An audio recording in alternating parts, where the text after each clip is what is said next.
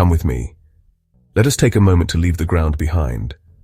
Today, on this fine morning of August the 2nd, 2025, we shall rise gently into the warm, clear air. Below us, a remarkable city awaits. This is Zaria, a place of deep history and quiet dignity, nestled in the heart of northern Nigeria. We will not rush.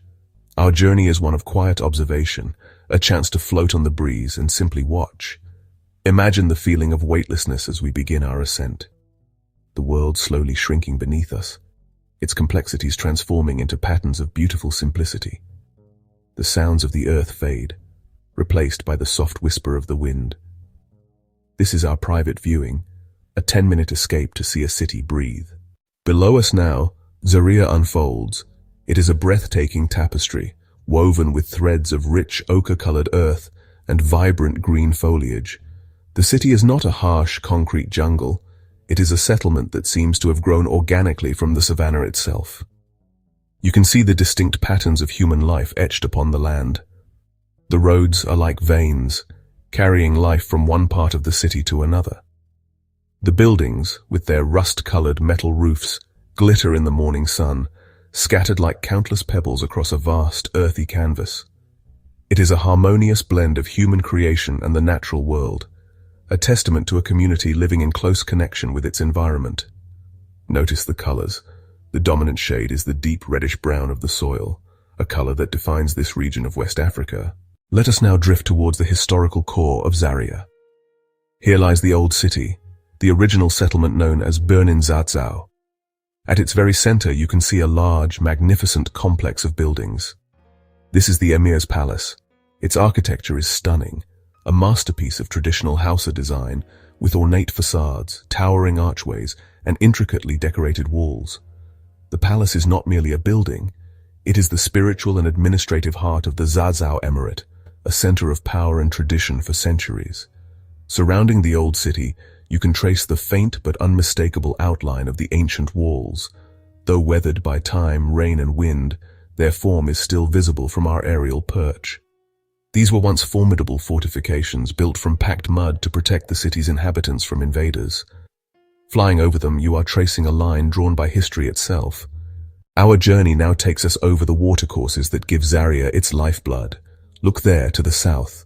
That gentle, meandering line of silver and green is the river Galma. It is not a mighty, rushing torrent, but a calm and steady presence that has nourished this land for eons. From our vantage point, we can see small plots of farmland nestled along its edges. Now let us turn our attention to another crucial body of water, the Kubanni Dam and its river. This is a more modern intervention, a large reservoir created to supply water to the city and its university. From the sky, the dam is an impressive sight, a vast expanse of calm blue water held back by a massive earthen wall.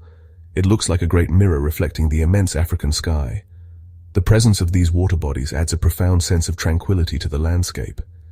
They remind us that even in a bustling urban center, nature's presence is never far away. These rivers are not just geographical features, they are sources of sustenance, of recreation, and of spiritual renewal. They are the silent, life-giving veins of Zaria. Let us now glide over a place of knowledge, a beacon of learning for Nigeria and all of Africa. Below us lies the sprawling campus of Ahmadu Bello University, or ABU, as it is widely known. From the air, its layout is immediately distinct from the rest of the city. It is orderly, planned, and spacious. You can see wide, tree-lined avenues, large academic buildings with modern architecture, and expansive green lawns. We can see the various faculties, the administrative buildings, the library with its iconic dome, and the numerous halls of residence where thousands of students live and study. Even from this height, we can perceive the youthful energy of the place. We can see small groups of students walking along the pathways, perhaps heading to a lecture or meeting friends. The university has brought a cosmopolitan flavor to Zaria, attracting students and staff from all over Nigeria and beyond. The presence of such a prestigious institution has had a profound impact on Zaria. As we float above this impressive campus, we are witnessing more than just buildings and grounds. We are looking at an engine of progress, a place where the past meets the future, and where knowledge is cultivated to serve society. Let us drift now over the commercial hearts of the city, the markets. Look down there, at that sprawling area teeming with activity. This is one of Zaria's main markets. From our aerial perspective, it is a kaleidoscope of color and movement. We can see the brightly colored umbrellas and tarpaulins that vendors use for shade, creating a vibrant patchwork quilt on the ground. The market is a living entity, its pulse beating strongest in the middle of the day. You can see the flow of people moving through the narrow alleyways between the stalls, like blood flowing through capillaries.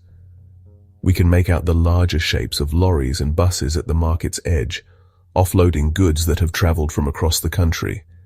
Yams from the south, spices from the north, and manufactured goods from the coastal cities. Observe the different sections of the market. There is likely an area for fresh produce, another for textiles, another for meat, and another for household goods. This organization, developed over generations, allows the market to function efficiently.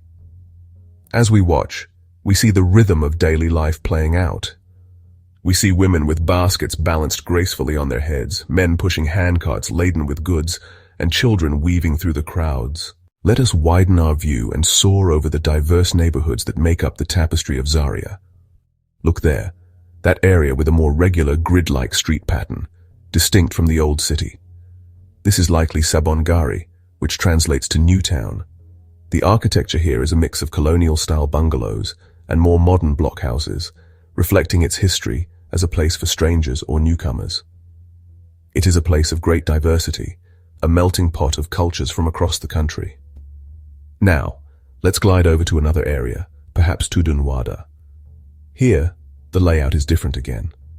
It is a densely populated residential area, a vibrant and bustling community. From above, you can see countless courtyards, the private spaces where family life unfolds away from the public gaze. You might see colorful washing lines strung between buildings, or the green canopy of a single large tree, providing shade for an entire compound. These neighborhoods are the city's dormitories, the places where the majority of its people live, raise their families, and build their communities. Each roof represents a home, a family, a universe of stories. Throughout all these neighborhoods, one thing is constant: the presence of community. We can see open spaces that serve as football pitches for children, and the prominent structures of mosques and churches that serve as spiritual anchors for the residents. As our journey continues, let us appreciate the way nature asserts its presence throughout Zaria. The city is not an endless expanse of concrete and steel. It is generously interspersed with green. Look at the countless trees that line the streets and fill the courtyards. Mango trees with their dark, dense canopies are everywhere, offering shade and fruit. From above, these trees create a soft green texture that softens the hard edges of the urban environment. Let us also revisit the magnificent rocky outcrops that we saw earlier. These Inselbergs, such as the famous Kufena Hill, are dramatic natural monuments. They rise abruptly from the surrounding plains, their weathered granite surfaces glowing in the sunlight. For centuries, these hills have been important landmarks and have held spiritual significance for the people of Zazzau. From the sky, their scale is truly impressive. They look like ancient sleeping giants, their slopes dotted with hardy vegetation that clings to the bare rock. This embrace of nature is fundamental to the spirit of Zaria. The city does not seek to dominate the landscape, it coexists with it. The streets may curve to avoid a sacred grove of trees or a rocky outcrop. As we float peacefully above, we can appreciate this beautiful symbiosis. It is a lesson in how human settlements can grow and thrive without losing their connection to the earth, the trees, and the ancient stones that define their home. Our 10 minutes in the sky are drawing to a close. It is time to begin our gentle descent, to return to the world below.